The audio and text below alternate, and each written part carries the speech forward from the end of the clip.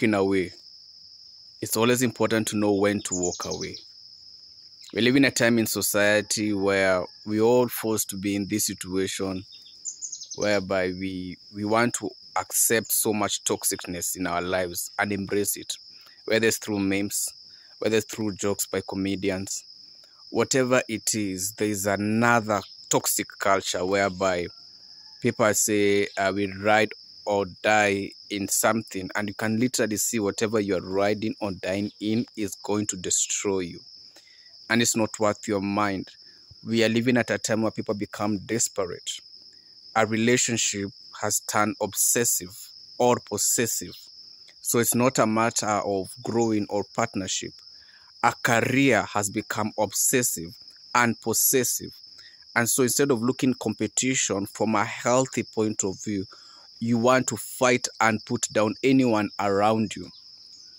And sadly, if you are the victim of most of these cases, marriage turns possessive or very possessive and obsessive, where instead of a partner being able to understand that you are two different people who came from different lives and families and came together as a union to be a team and to venture as a team, you now start looking at the other person's strength as a point of view to target them, to bring them down. Their strength becomes your weakness, and because you're not where they are, you try to shame and bring them down so that now you can feel you're on the same level. Why? Because misery loves company. But it's always important to know when to walk away. Look at it this way. If you get bitten by a snake or stung by any animal, what's the first thing you do?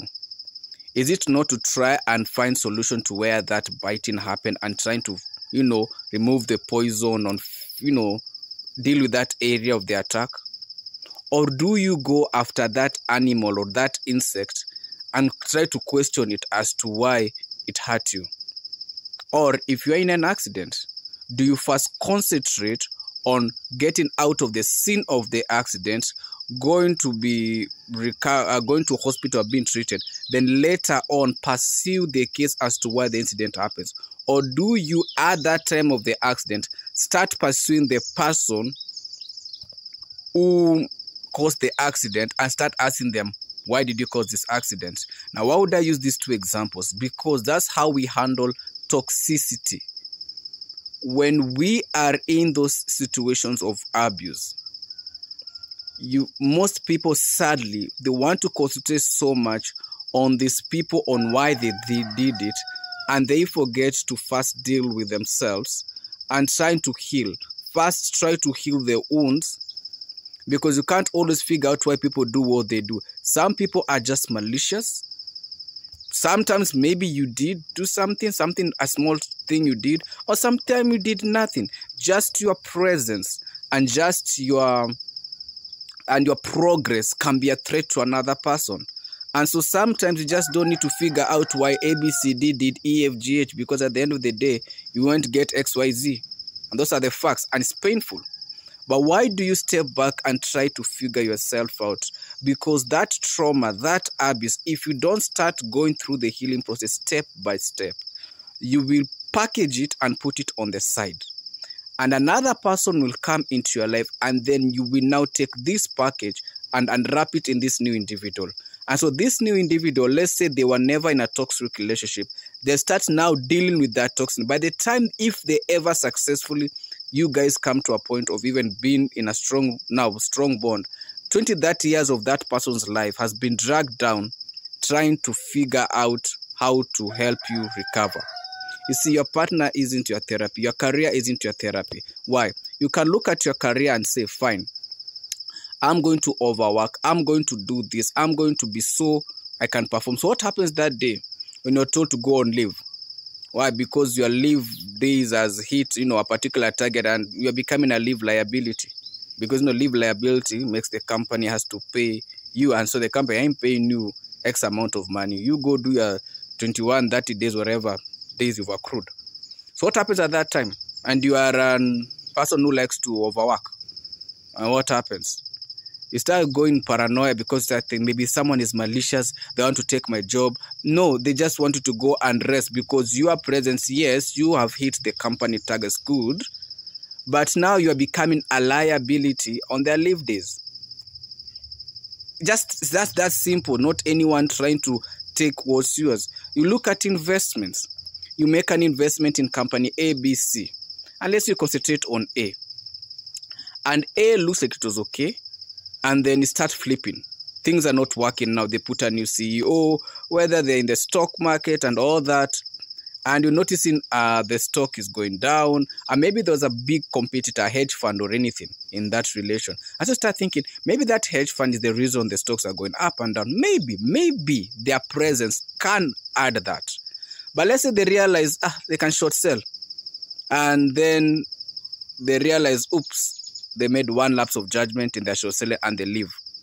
So now the stock is plummeting. It was going up, it's going down. And the value of your stock is becoming cheaper. It's not now favorable for investment. Sadly, some people, instead of looking at that as signs of, stuff happens, and to go back and recalculate their options, someone will, let's say, no, maybe this company was the one, and this hedge fund or this whichever company is the reason. Maybe these are the bad people. Then you go down a big, deep conspiracy thing and you become one lunatic at the end of the day. Well, all along, it was just a bad investment. Sometimes things are just the way they are. You accept them the way they are. Some people are just toxic. Simple. There's nothing to overthink about it. Some people are good. Some people are evil. You can say, you know what, I'm going to prison. I'm going to remove prisoner A who has a case where they executed ABCD people. I'm going to make them fine. No. They'll come. They'll chill. Whatever was their trigger, the intrusive will kick him. They'll do to you worse than they did to the other person. It happens. It's life. It hurts. It doesn't mean people can't change. It just means be very careful. You have to discern the times you're living in. You put a politician in power, yet the politician has a track record of execution, corruption, nepotism, and all manner of things. What do you think will happen if you give them power? They'll only become worse. If you have a leader, whether it's in the corporate world, whatever it is, and they come from company A, B, C, D, and you do your background research and realize in ABC company, that company was falling since that person took power. What do you think they'll do to your company? You'll go off. I mean, you'll be laid off and life will continue. You meet someone who has a history of promiscuity and you're thinking, I'll change them. What do you think you have the other people don't have? Because if it's your body, they also have a body. If it's beauty, others were beautiful than you. If you're handsome, others are more handsome than you. Who made you the hero? You want to be the hero of every story. No. That person, if they enjoy that promiscuous, if they just love to be all over and to be the supermarket and mall for every car that gets in and gets out, every truck that gets in and gets out, well, you won't change them. You just give them more opportunities just to venture deep. It's important to know when to walk away. It's important to read the signs and accept the signs are there. You can raise your child in the best way. Teach them, they go through even, they learn all the moral, all the ethics, everything. They pray, they do everything. But one day they'll take a knife and stab you or someone close to you. It does not neglect the fact that they are a child. They are. But now, by law, they are a criminal. So, they should go through the justice system and be locked up. Because just because they were nice, or that's because they were good to you, doesn't mean they're good to the other person. How many people are good out there and they're nice people and they're good people out there, but in their homes, their partners are seeing a different person? You can even say it an entity at this point in time. So, know when to walk away. If you're in a toxic place, whether work, whether relationship, whether environment, don't think that because you think you're strong at that time, you'll be strong forever. Your body can only take to an extent. Then it breaks. So when you see the signs, walk away when you still have the chance to walk away. Run when you can run.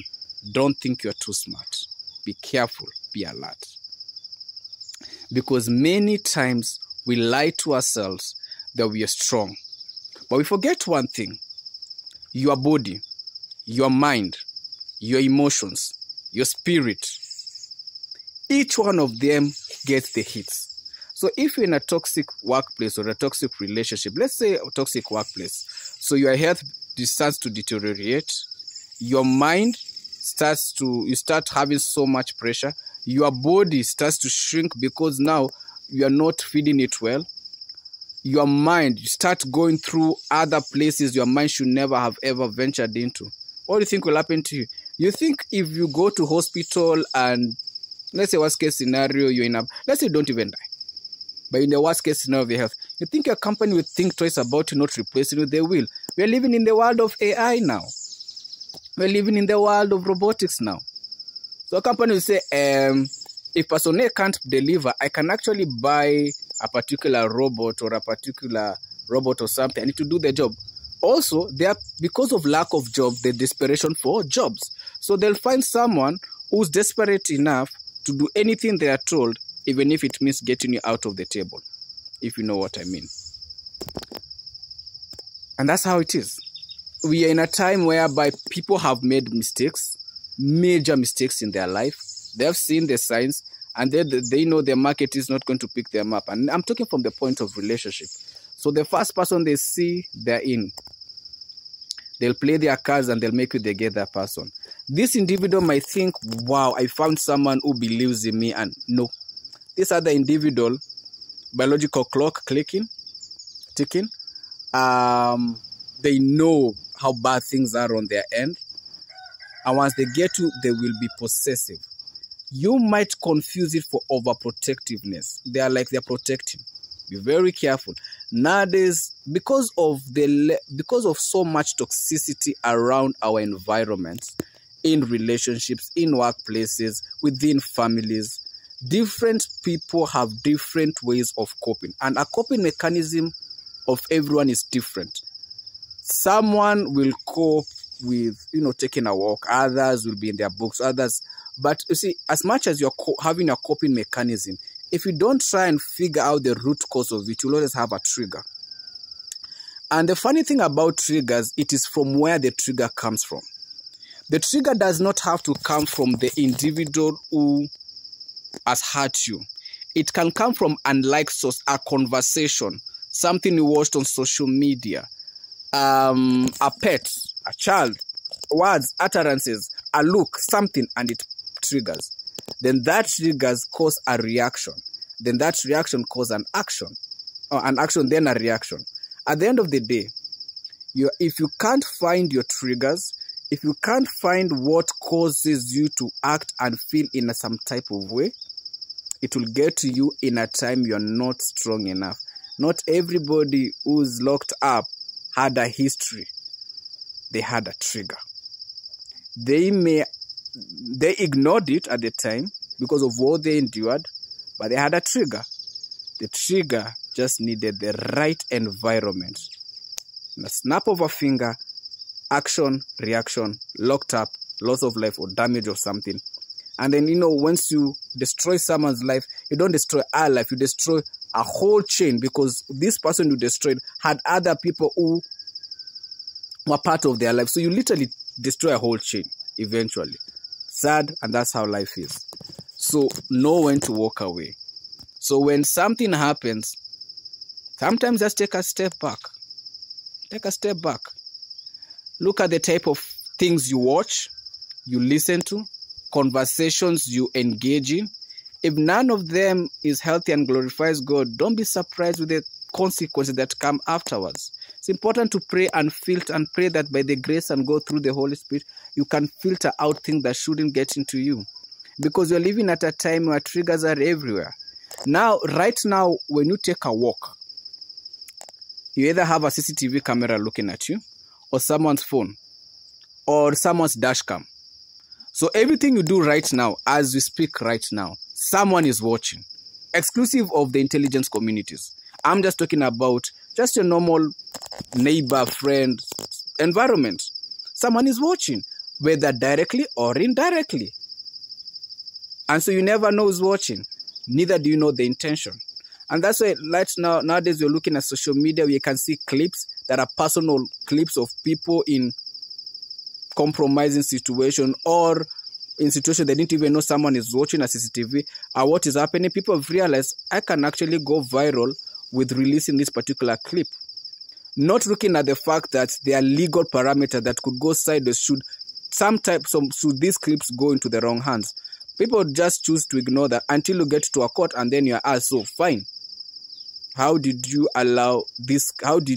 Who gave you consent to share out this personal clip? And you can't be able to explain it. You didn't have any legal papers to be able to justify. You're not in enforcement security.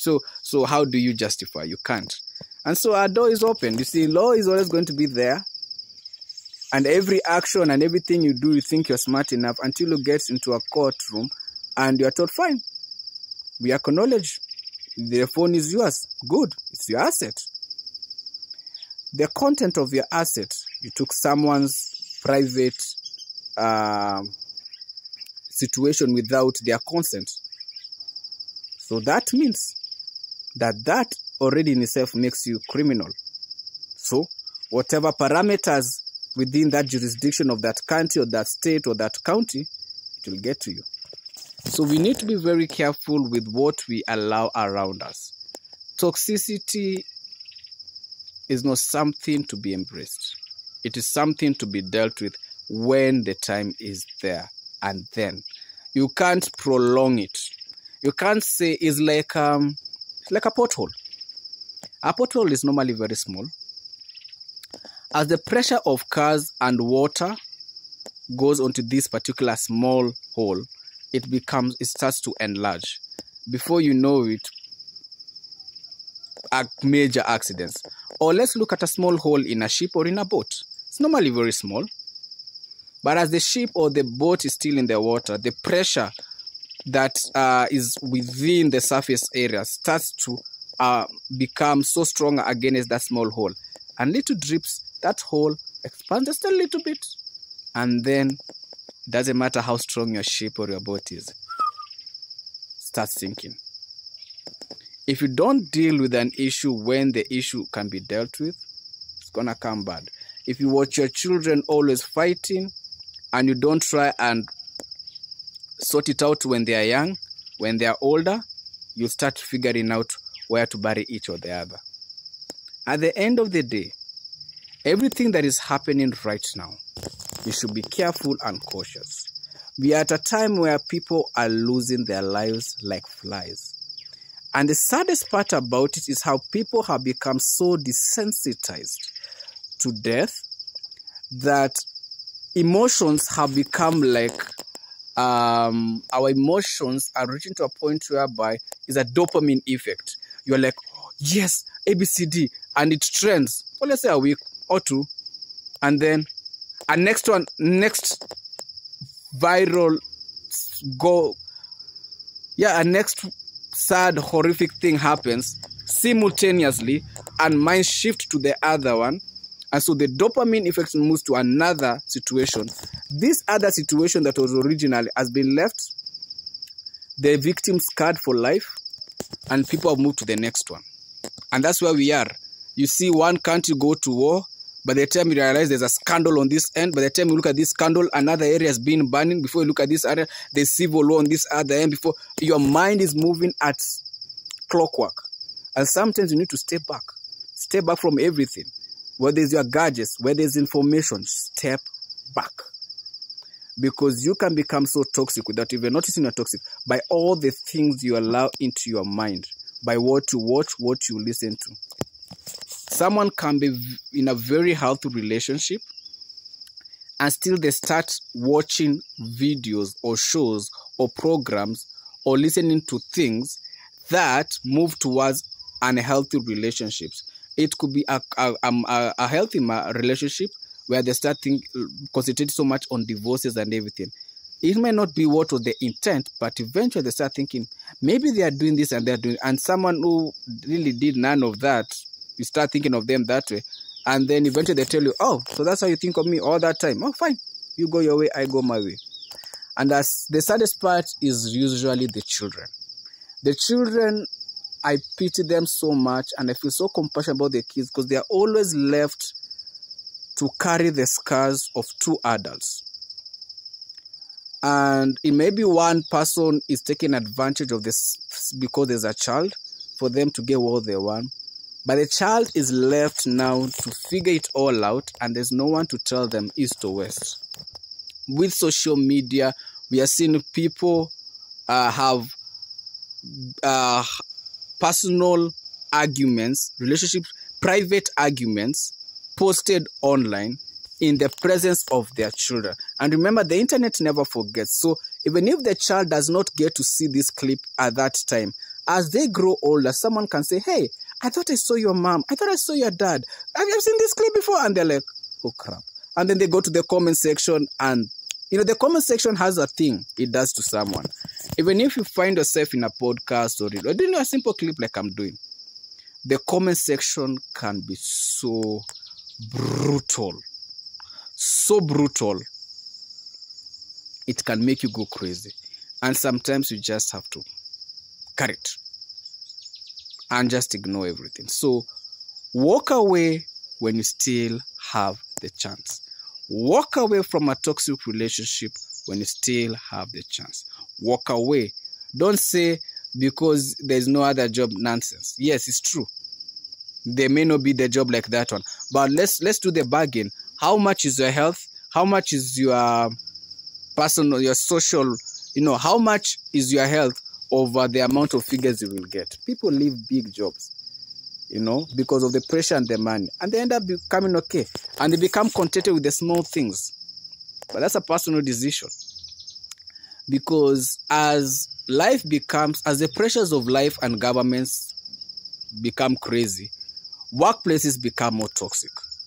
Because now it's elimination method and trying to quote unquote try to reduce costs, quote unquote. I'm using quote unquote because that's sometimes the argument given for companies to find other ways to maneuver. You find it a lot within the corporate. The thing is, when it's too much, don't wait until the cup overflows. When you still have the chance, get out. Healing is not pursuing first the person who oppressed you. It's first going internally, looking at, could it be I was given the warning signs and I chose to ignore? Or could it be this individual found me in a vulnerable? Could it be? And start figuring your life out. Start learning things you like. Start building skills you never know. Now we have all these online courses. Find one, get into it, concentrate on it. Find new things you like and start building a healthy, and walk away from the relationship and say, hey, I'm taking a big break from all this dating and everything. Because at the end of the day, a relationship means a part of you has to go to another person, the other person has to come to you. So are you really ready for the whole drama? Find yourself a pet or something. Find something healthy distraction. A healthy distraction is important. Healthy distraction. But trying to say that you want to pursue this person for what they've done, you never get it. There's some people, even after you forgive them, they still go back and do the same thing. They just, not because they don't learn, they are just wicked like that. Whether they are parents, whether they are siblings, whether they are relatives, whether it's a partner, whether it's a work colleague, whether it's a company. There are people who are just like that. They don't care. They have no empathy. It's all about them, and everything else goes down. And it's there. It's in our life. It's in our society. It's in every corner. You as a person have to decide how much is too much. Too far, where does it start? Where does it end? So, walk away when you still have the chance and the strength to walk away. Don't wait when it's too late to regret. May God help us all. May He guide us. May you be able to discern I may be able to know the times and the seasons. God help us all.